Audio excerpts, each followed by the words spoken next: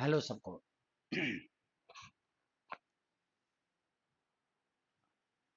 हम लोगों ने कल एडिटोरियल दिया था।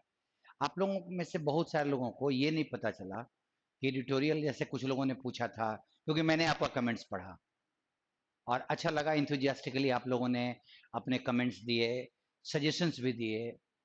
उनके बारे में थोड़ा सा मैं डिस्कस कर लेता हूं, क्योंकि आज डिस्कशन क्वेश्चन आंसर का है। एक दो चीजें और बताना चाहूंगा कि आप में से कंफ्यूजन के चलते जिनको अभी क्वेश्चन नहीं मिला होगा, वो मेरे Ajay sir MB books tutorials Telegram के चैनल पे चले जाएं। लिंक यूट्यूब के डिस्क्रिप्शन में दिया हुआ है। वहां क्वेश्चन है, पहले बना लेना और तब ये डिस्कशन देखना, आपके लिए फ्रूटफुल होगा। क्योंकि आपने समझा था या नहीं समझा था, ये तो चेक कर लेंगे ना हम लोग। सपोज करोगे अगर आपने समझ लिया था, आपके क्वेश्चन के आंसर सही हुए, तो ये बहुत अच्छी चीज है। तो बिना बनाए इस डिस्कशन को मत देखिएगा। मैं हर दिन, हर डिस्कशन में, जिस दिन मैं एडिटोरियल को पढ़ूंगा उस दिन ही आपको एडिटोरियल और उसका क्वेश्चन, वो डिस्क्रिप्शन वाले लिंक में, डिस्क्रिप्शन में उसका लिंक मिलेगा। आप वहां से जाके एडिटोरियल भी अपने डाउनलोड कर लीजिएगा, क्वेश्चन भी आप डाउनलोड कर लीजिएगा, और आप एडिटोरियल को जहां से मैं आप खोज के कि कहां से क्वेश्चन बना हुआ है, सॉल्व कीजिएगा। क्योंकि देखो, रीडिंग दो तरह की होती है, एक पर्पसलेस और एक पर्पसफुल। जो पर्पसलेस रीडिंग है वो उसको हम सिर्फ इंटरटेनमेंट के लिए पढ़ते हैं। हम लोग सवेरे न्यूज पढ़ लेते हैं और first page, second page, sports page, just for the sake of कुछ इंफॉर्मेशन मिल जाएगी, कल कल क्या क्या घटनाएं हुई थी। लेकिन इससे कोई हमसे क्वेश्चन नहीं पूछने वाला है। बट आपको भी पता है कि अगर आप एग्जामिनेशन में बैठे हो तो एक भी सेंटेंस ऐसा नहीं मिलेगा जिससे क्वेश्चन आपसे नहीं पूछा जाए। सेंटेंस तो मिलेंगे, क्वेश्चन तो पूछा जाएगा। तो फिर उसको बहुत स्थिर से समझना जरूरी होगा, उस एडिटोरियल को। और आपका, आपकी अंडरस्टैंडिंग का बढ़ना आपके एफर्ट पे डिपेंड करता है। मैं एक बार और बता दूं, फिर मैं डिस्कशन करता हूं। मेरे आ, Ajay sir MB books tutorials Telegram पे चैनल है, जिसका लिंक आपके डिस्क्रिप्शन में दिया हुआ रहेगा। आप वहां से जाके क्वेश्चंस और एडिटोरियल दोनों ले सकते हो। नाउ, एक चीज मैं आपको बोलूं कि इंग्लिश इस मायने में एक अजीबोगरीब चीज है लैंग्वेज के तौर पे, और ये सारे लैंग्वेज पे रियलाइज हो, सॉरी, अप्लाई होता है कि आप जो काम करना चाहोगे उसमें इम्प्योरिटी या कोई अदर फैक्टर्स इंक्लूड नहीं होना चाहिए। ये ध्यान रखना। अगर आप रीडिंग को डेवलप कर रहे हो, क्योंकि कल आपके मैसेजेस में कुछ लोगों ने कहा कि वर्ड पावर को कैसे हम करें। अब आप कर क्या रहे हो कि आप अपने रीडिंग में वर्ड पावर को डाल रहे हो, तो इससे आपका रीडिंग इम्प्योर होगा और वो उसको डिस्टरबेंस के अलावे और कुछ नहीं मिलने वाला है। इसीलिए कल परसों, सॉरी, कल वाले वीडियो में जो मैं पढ़ रहा था वो मैं आपको बोला कि उन शब्दों को हटाओ। अभी डजंट मीन कि मैं आगे के वीडियोस में, आगे की जब आपकी रीडिंग थोड़ी और एडवांस होगी तो मैं वर्ड को कॉम्प्रोमाइज करने वाला हूं।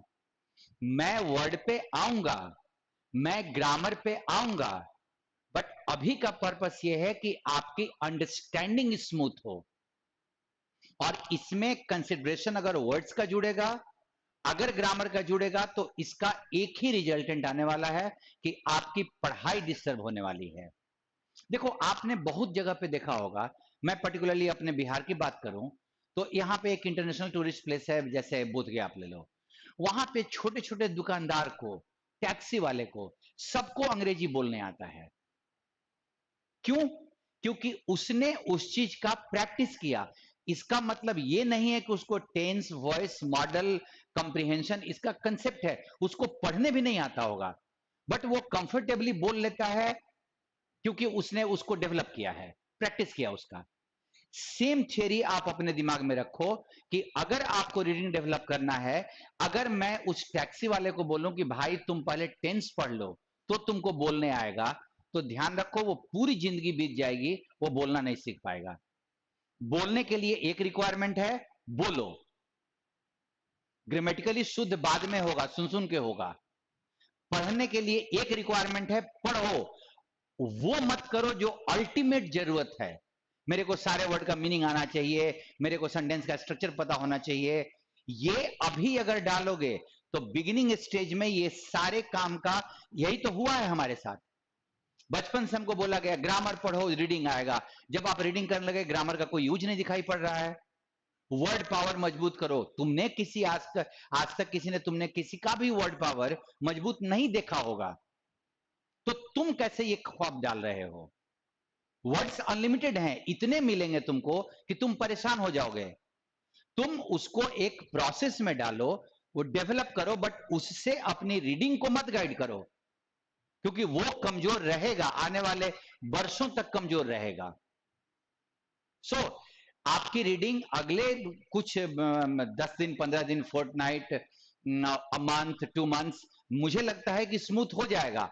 आपको आपके पेपर्स को हैंडल करने में बहुत सहूलियत मिलेगी।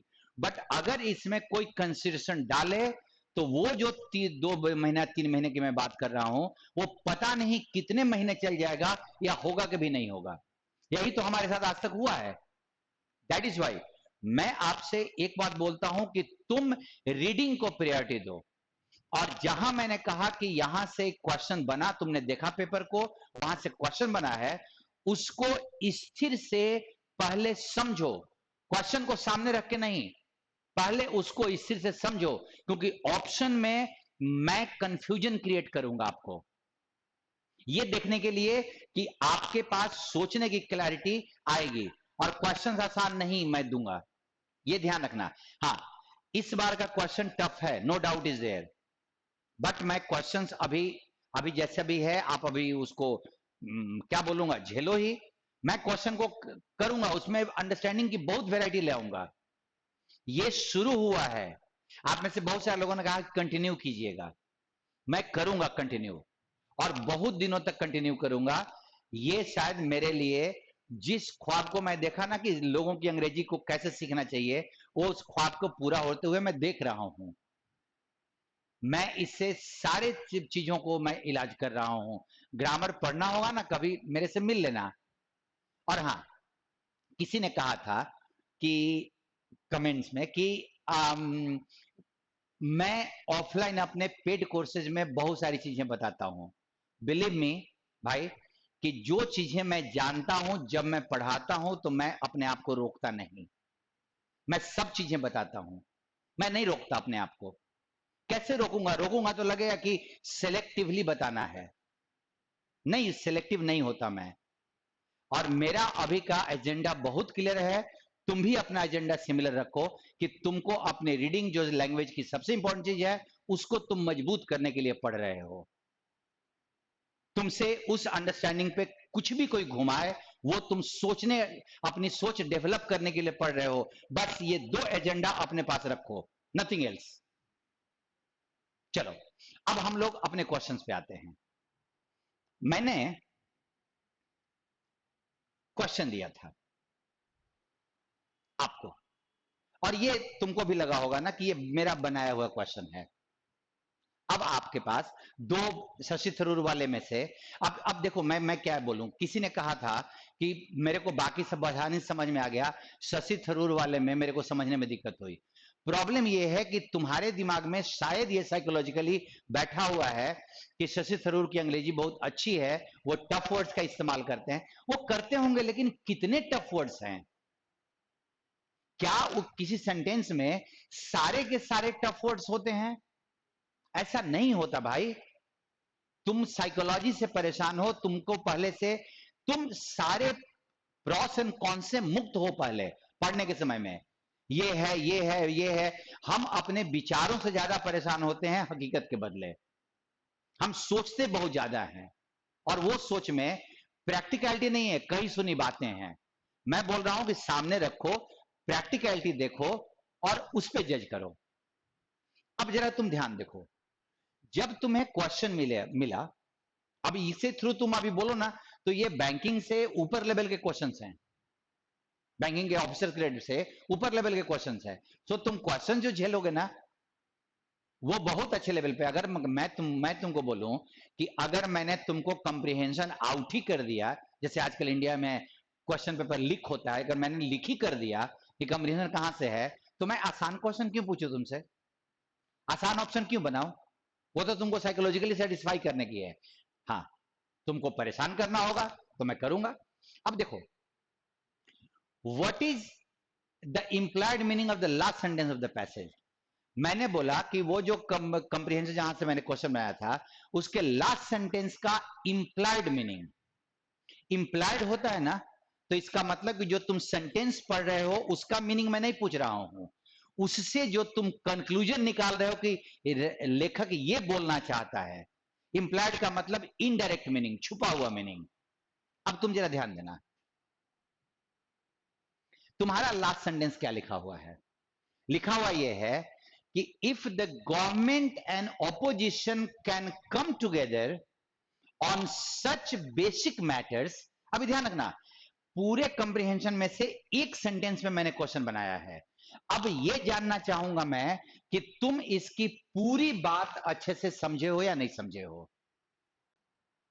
Can still be saved. अब इसमें कौन सा भारी वर्ड दिया हुआ है कि अगर गवर्नमेंट और अपोजिशन साथ मिल जाए, मतलब सहमत हो जाए, ऐसे, सच का मतलब इधर में जो दिया हुआ है उन बेसिक मैटर्स पे, आधारभूत मैटर्स पे अगर वो साथ हो जाएं, तो parliament and our democracy can still be saved.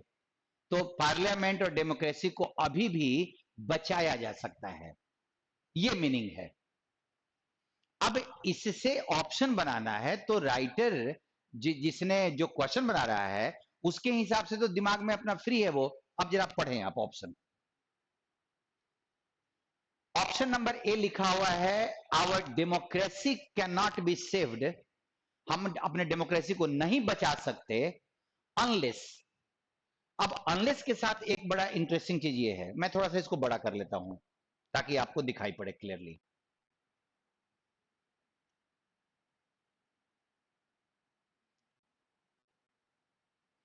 Unless तब हम इस्तेमाल करते हैं जब अगला सेंटेंस मुझे निगेटिव करना होता है।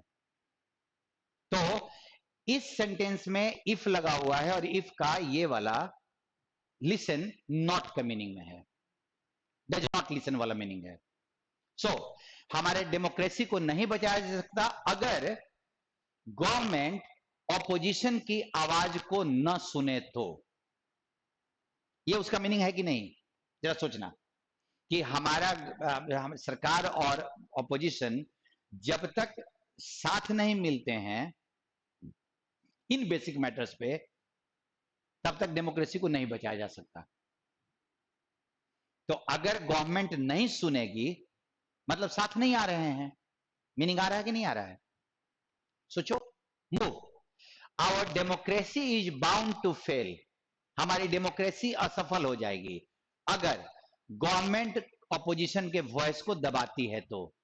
अब या तो ये दो, क्योंकि दोनों तो सेम मीनिंग में है, दोनों का मीनिंग सेम है। अगर वो वॉइस नहीं सुनती है या फिर वॉइस को दबाती है तो गलत होगा, तो दोनों गलत होगा। और नहीं तो ऑप्शन नंबर ई तो है ना। अभी आते हैं, अगर इसमें से एक भी सही हुआ तो अभी देखते हैं जरा। Our democracy has the possibility of flourishing. हमारे डेमोक्रेसी के पास उम्मीद है, पॉसिबिलिटी है कि वो डेवलप करेगी अगर दोनों सी आई टू आई, मतलब एग्री करें on basic matters. And option number 4, no democracy will remain democratic. और ये कि कोई भी डेमोक्रेसी डेमोक्रेटिक नहीं रहेगी अगर गवर्नमेंट ऑपोजिशन को फंक्शन करने का स्कोप नहीं देती है तो आप जरा सोचें कि क्या मैं एक एक को लूं, वो उसका छुपा हुआ मीनिंग है, और अगर छुपे हुए मीनिंग को बोलना है तो वो लिखे हुए मीनिंग से तुमको कंक्लूजन निकालना होता है, तो मुझे कंक्लूजन तो चारों निकल रहा है। सो वन का आंसर तुम्हारा ई होगा।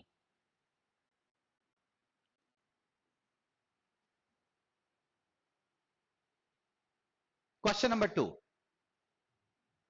देखो जिन लोगों ने वर्ड के बारे में बात किया था ना, वो वर्ड अभी देखो तुम्हारे पास अभी एक लाइव एग्जांपल आ रहा है वर्ड का। कौन सा वर्ड इसका सुटेबल एंटोनिम है? इस वर्ड का कोई मीनिंग नहीं है। ध्यान देना, जब तुम रीडिंग में वर्ड्स तुमको मिलता है ना, तो उसका तुम मान के चलो उसका कोई मीनिंग नहीं है। सेंटेंस के मीनिंग के अनुसार इस वर्ड का मीनिंग जो तुम समझ पाओ वही इसका मीनिंग है। देखो बचपन से हमें बोला गया कि डिक्शनरी निकाल लो, वर्ड देख लो, दिस कर लो, दैट कर लो।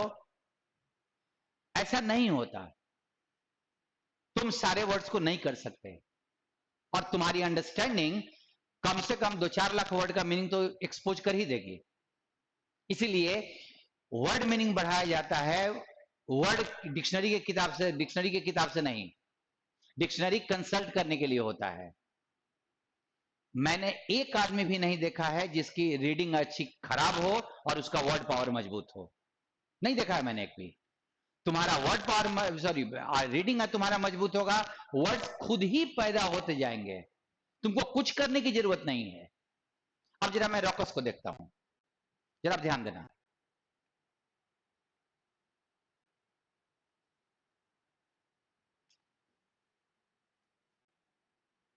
तुम देखो,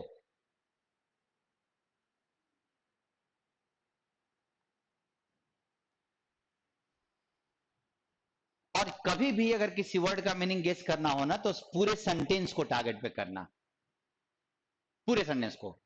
इधर में तुमने पढ़ा होगा तो लिखा हुआ था एक अपोजिशन डे और एक प्राइम मिनिस्टर क्वेश्चंस, दो के बारे में बात किया था, उसी के बारे में लिखा है। बोथ आर की aspects of the British parliamentary system. ये दोनों ब्रिटिश पार्लियामेंट्री सिस्टम के बहुत इंपॉर्टेंट एस्पेक्ट हैं। वो ऊपर में अगर आपने पढ़ा होगा आपको याद होगा, systems tradition of executive accountability. While opposition days and PMQ can be raucous, इसी का मीनिंग पूछ रहा हूं मैं, और बोल रहा है तो इस वर्ड का भी मीनिंग पूछूंगा। And often confrontational affairs. अब देखो क्या होता है वर्ड्स में, वर्ड्स की क्वालिटी देखिए, आपका वर्ड्स भी यहां पे आएगा, जब मैं पढ़ूंगा तो वर्ड्स भी आएंगे, लेकिन वो वर्ड्स क्वेश्चन आंसर के थ्रू आएंगे। ध्यान दीजिएगा, अब वो कन्फ्रंटेशनल किस वर्ड से बना है? कन्फ्रंटेशन से, और कन्फ्रंटेशन का मतलब विवाद होता है। सो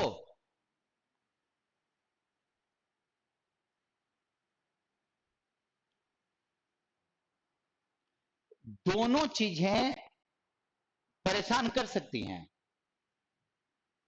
मीनिंग ये आ रहा है कि हमारा ऑपोजिशन डे और पीएमक्यू में विवाद हो सकता है। समटाइम्स, कभी कभार, characterize by political theatre. Theatre जानते हो ना, नौटंकी। तो तुम ये मीनिंग निकाल सकते हो कि राजनैतिक नौटंकीबाजी भी हो सकती है। दे सर्व द इंपॉर्टेंट। अच्छा एक चीज और है, व्हाइल का जब मीनिंग आप रीडिंग करते हो ना, तो व्हाइल को दो मीनिंग में इस्तेमाल करते हैं। पहला मीनिंग ये होता है जब आप टाइम बताते हो, while I was going to the market, और वो मीनिंग आता है जब। और एक व्हाइल जो अधिकतर टाइम में तुमको न्यूज़पेपर्स में मिलता है, वो व्हाइल दो ऑपोजिट मीनिंग के सेंटेंसेस को जोड़ता है। तो यहां से यहां तक का जो मीनिंग है उसका ऑपोजिट मीनिंग यहां आया हुआ है।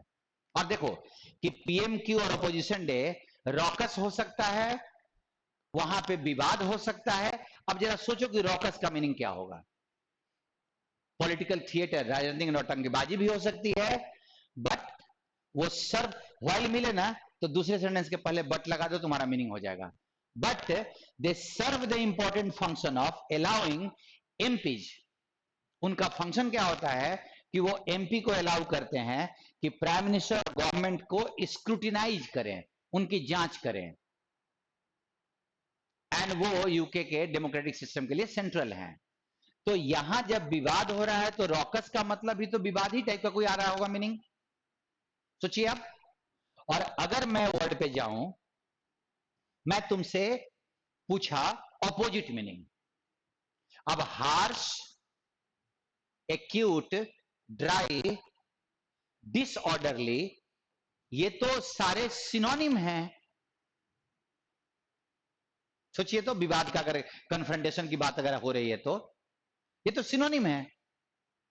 एंटोनिम में तो यही, और ये जानबूझ के मैंने ये वर्ड दिया है ताकि आपको अननोन वर्ड्स को भी हैंडल करने आए। मैंने कहा था लास्ट डे कि अननोन वर्ड्स को हैंडल करना सीखना है, उसका मीनिंग नहीं सीखना है। अब मूव करते हैं अगले क्वेश्चन पे।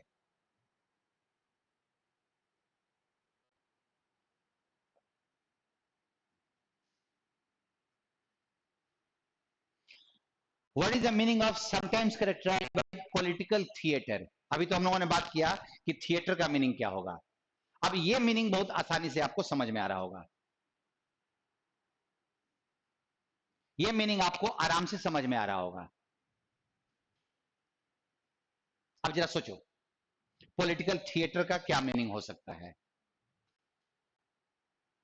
अब देखिए, पॉलिटिकल मैनिपुलेशन मैं अभी नहीं जान रहा हूं। देखो, तुम जब रीडिंग को अंडरस्टैंडिंग से जोड़ते हो ना, तो तुम्हें जितने कम को हैंडल कर सकते हो, जितना कम तुम कर सकते हो, अपनी वर्ड की परेशानी उतना कम करो। मैनिपुलेशन आता है तो ठीक है, अदरवाइज नहीं आता है तो रोक दो अभी। Dramatic behaviour to gain political mileage, हम ड्रामेटिक बिहेवियर करते हैं, ड्रामा वाला।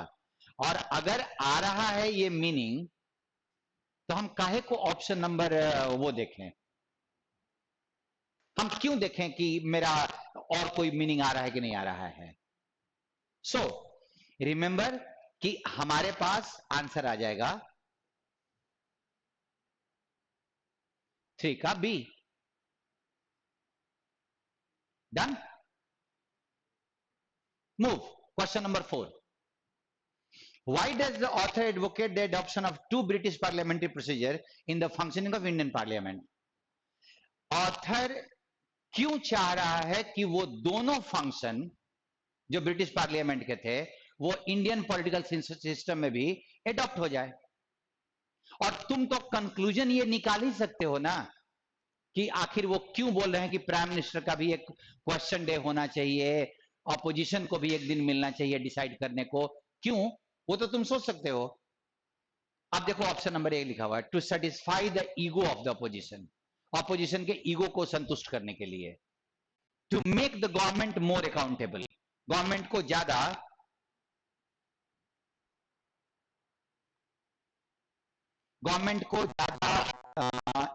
जिम्मेवार बनाने के लिए।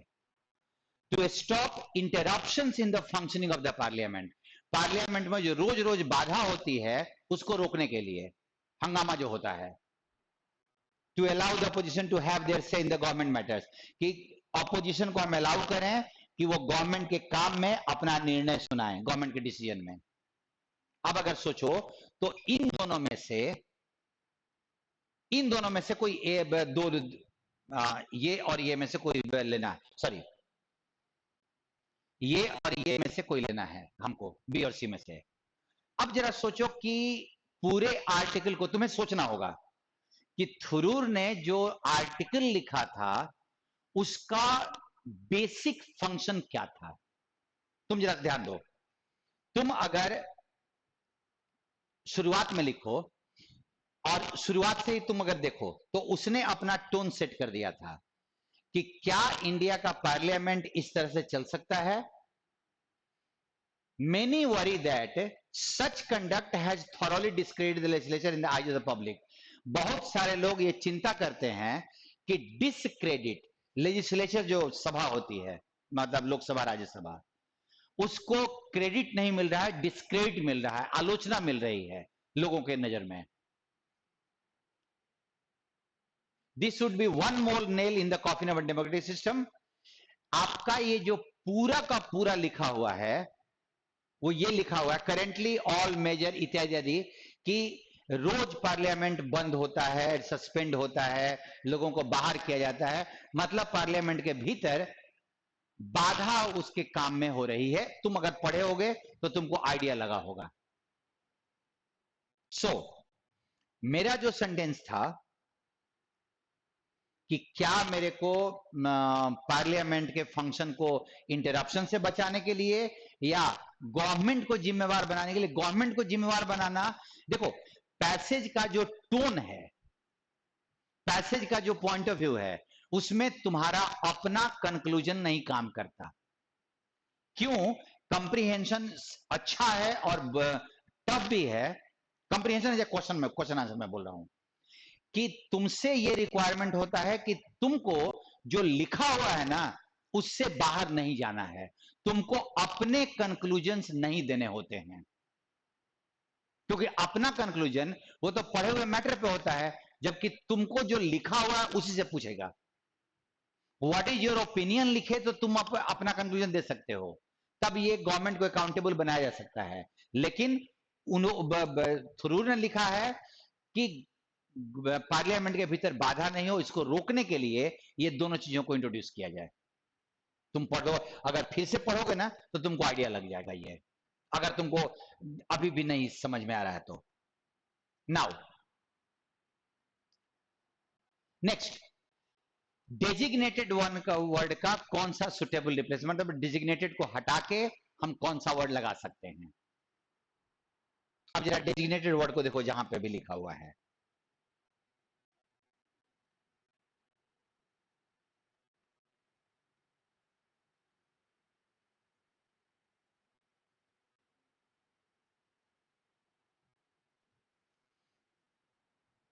ध्यान दीजिए।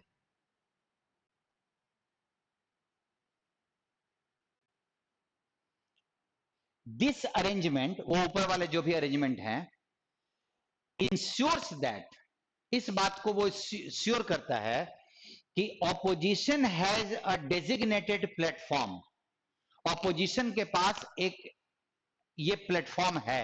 कैसा है अभी सोचना है।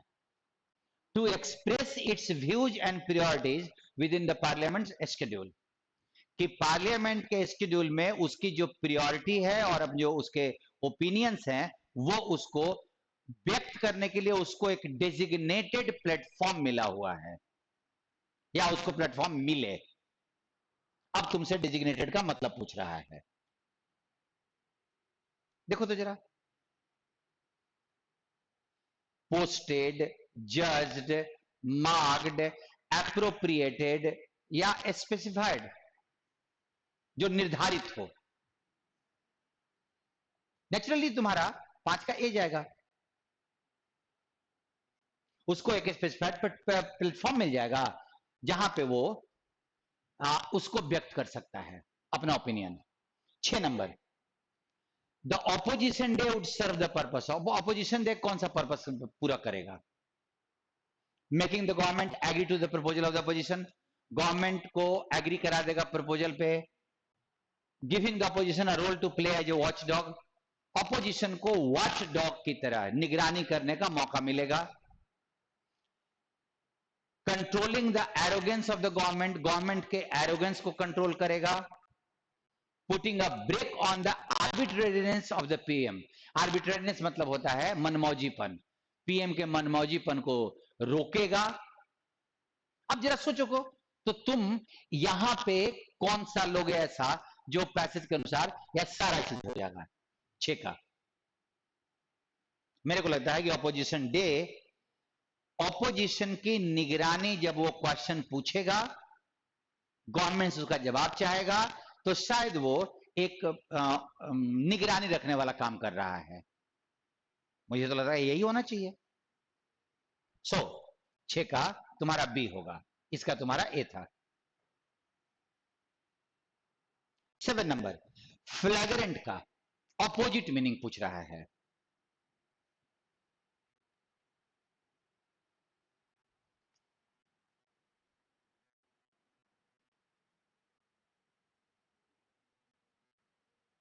जो ध्यान दीजिए,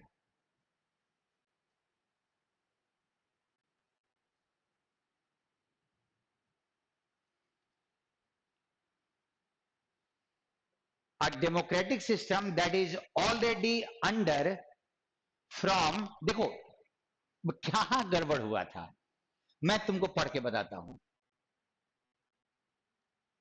तुम बहुत ध्यान से यहां से लेके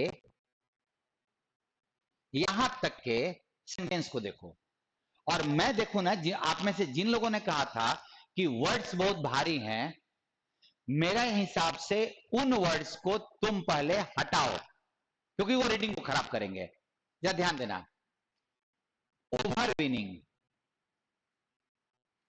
इंटिमिडेशन, हॉलो तो जानते हो, ऑटोनॉमस,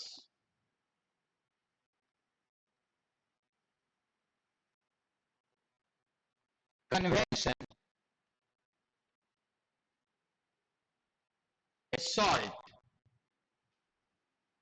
देखो, एक चीज समझना कि अगर तुम सेंटेंस का भाव समझना चाहते हो तो तुम्हें इन शब्दों की जरूरत नहीं है, ठीक? और अगर तुम ट्रांसलेट करना चाहते हो तो ये सारे शब्द तुम्हारे लिए जरूरी हैं। अभी आप देखो क्या लिखा हुआ था, this would be one more nail in the coffin. Coffin में, ताबूत में एक और कील ठोकाएगा।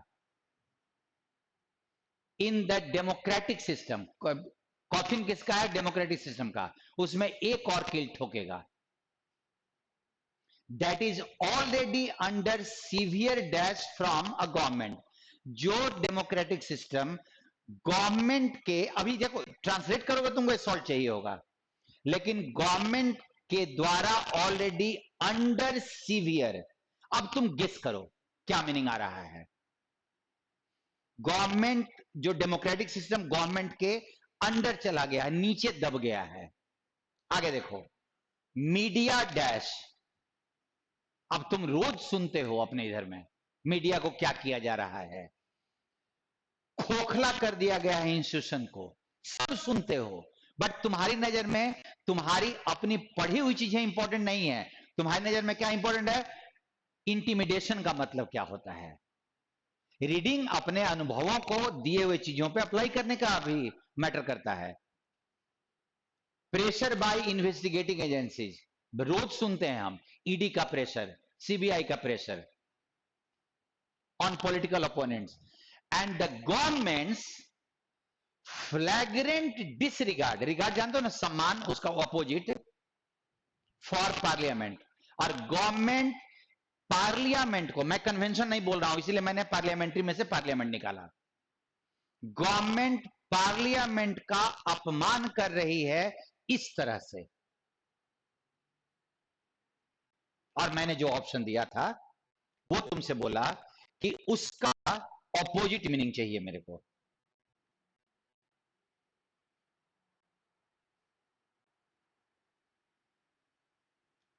खुल्लम खुल्ला उल्लंघन कर रही है, झूठ का, क्योंकि ये सिनोनिम हो जाएगा। ग्रॉस का मतलब टोटल या कंप्लीट होता है, बेशर्मी भरा, ये सारे फ्लैग्रेंट के सिनोनिम हैं। फॉल्सली खाली नहीं। देखो तो जरा, चोरी छुपे अपमान कर रही है, जबकि तुम्हारा फ्लैग्रेंट था कि स्पष्ट रूप से पार्लियामेंट का वो अपमान कर रही है। तुमको शब्दों को और बनाने का तरीका देखना। अगर तुम कभी क्वेश्चन बनाने की बात करते हो ना, तो तुमको इलिमिनेशन करना है, सिलेक्शन नहीं करना है।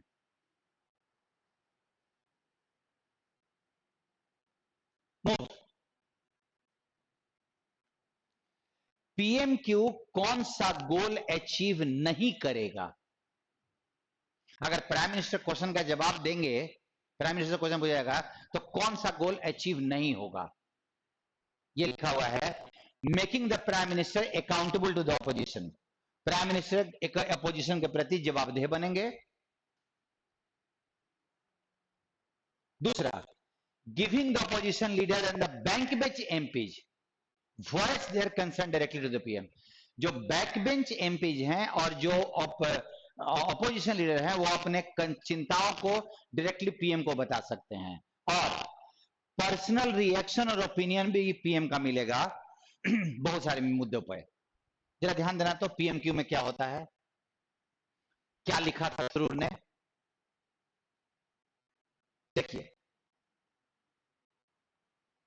तुम अगर बोलोगे कि जवाबदेह हो जाएंगे वो अपोजिशन के प्रति, तो ये थरूर ने नहीं लिखा था।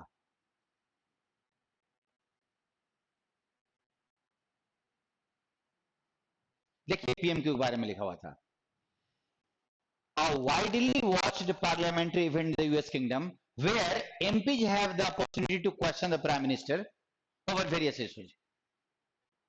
PMQ take place every Wednesday when House of Commons is in session, usually at noon, typically through the exact duration, although the exact duration can vary. The order of the questioning alternates between the leader of the opposition and the bank bench MPs. Leader of opposition और bank बेच MP ऐसा PMQ पूछते हैं। The leader of the opposition starts by asking several short questions followed by a supplementary and then order MPs a go. Each question is relatively short. Question छोटा छोटा होता है। And the prime minister responds in kind.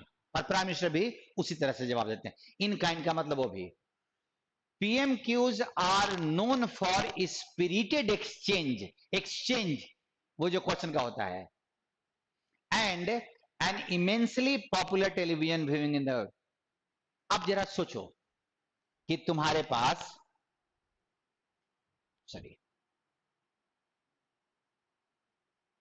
जो ये लिखा हुआ था, कहीं लिखा है कि उसने वो अपोजिशन के प्रति जवाबदेह हो जाएंगे? ये कहीं नहीं लिखा है, ये तुम्हारा डायरेक्ट लिखा हुआ था। और पीएम को जवाब देना है तो बहुत सारे मुद्दों पे उनका क्या जवाब है वो मिल जाएगा। कुल मिला के ट्रिक ये है कि तुम्हें उन चीजों पे टारगेट करना है जो लिखा हुआ है। पढ़ रहे हो तो जब क्वेश्चन बनाओगे तो बहुत स्पेसिफिक होना, लिखा हुआ है कि नहीं लिखा हुआ है।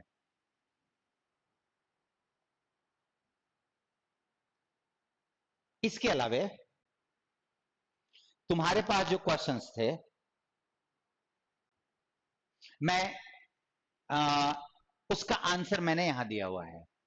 मैंने एक पैराग्राफ को 8 क्वेश्चन मैंने एक्सप्लेन किया, बाकी के 5 और बचे हुए हैं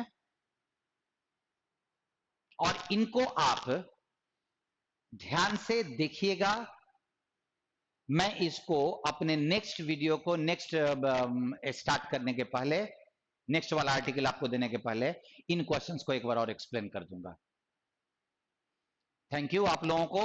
और आप लोग अपने क्वेश्चंस और एडिटोरियल अपने Telegram channel Ajay sir MB books tutorial से आप ले सकते हैं, जिनका डिस्क्रिप्शन में लिंक होगा। और आपका रिएक्शंस बहुत अच्छा लगा, आपके मैसेजेस बहुत अच्छे लगे। आज का मेरा ये अप्रोच तुम्हारे को 8 क्वेश्चन एक्सप्लेन करने का वो कैसा था ये भी मैं देखूंगा। आपका पर्सनल रिएक्शन बिलीव करो, जितने लोग होते हो उतनों का टाइम निकाल के मैं जरूर देखता हूं, सबका देखता हूं। कुछ लोगों का जिनको जरूरत होती है मैं जवाब देता हूं सेल्फ, बाकी हमारे लोग जवाब दे देते हैं। आप अगर पार्टिसिपेट कर रहे हो तो इंथुजियाज्म हमारे तरफ से तुम्हारे तरफ से दोनों तरफ से हो। अगर तुम्हारी तरफ से इंथुजियाज्म थोड़ा कम होगा तो मेरे को थोड़ी निराशा होगी, लेकिन काम बड़ा जरूरी है। ये क्वेश्चन आंसर का सेशन कैसा था तुम मेरे को बताना। हम लोग अगली बार मिलते हैं नए एडिटोरियल्स के साथ, नए क्वेश्चंस के साथ। सी यू देन। थैंक यू बस सबको, थैंक यू।